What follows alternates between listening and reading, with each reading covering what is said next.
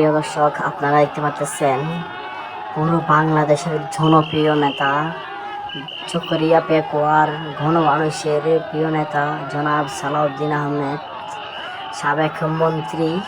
তার আগমনে কত হাজার হাজার লক্ষ লক্ষ লোক একসাথে জড়ো হয়ে থাকে, আগমনের শুভেচ্ছা জানাচ্ছেন এবং তিনি সেই শুভেচ্ছা গ্রহণ করে ভালোবাসা প্রকাশ করতে দাঁড়িয়ে সবার উদ্দেশ্যে হাত নাড়িয়ে সে ভালোবাসা প্রকাশ করতেছেন।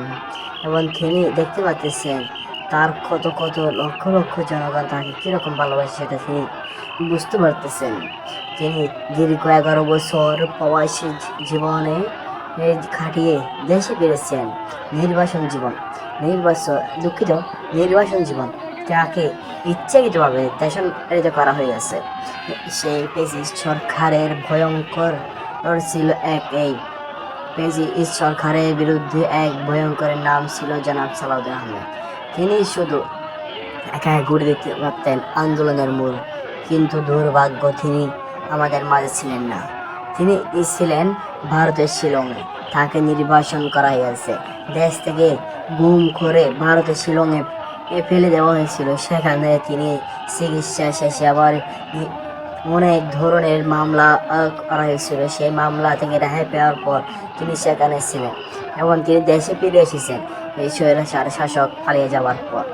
আপনারা সবাই দেখতে পাচ্ছেন তিনি এখন ভাষণ দেওয়ার জন্য মঞ্চে ওঠার জন্য রওনা হয়েছেন। হয়তো 2 মিনিটের মধ্যে ভাষণ শুরু করবেন। আপনাদের হয়তো দেখানোর চেষ্টা করব, কিন্তু পারবো কিনা জানি না, কত লক্ষ লক্ষ লোকের মাঝে যেতে পারবো কিনা জানি না। আমরা এখন দেখতে পাচ্ছি 6 নম্বর ওয়ার্ড বিএনপির সভাপতিকে, সে জনগণের উদ্দেশ্যে হয়তো কিছু বার্তা দিচ্ছেন, হয়তো সাবধানে চলাফেরা করার জন্য। প্রিয় দর্শক, আপনারা দেখতেছেন চকরিয়া থেকে, সরাসরি চকরিয়া পৌরসভা থেকে। সবাই আমার চ্যানেলটি সাবস্ক্রাইব করে পাশে থাকবেন এবং আমার জন্য দোয়া করবেন যাতে আপনাদের ভালোবাসায় থাকতে পারে।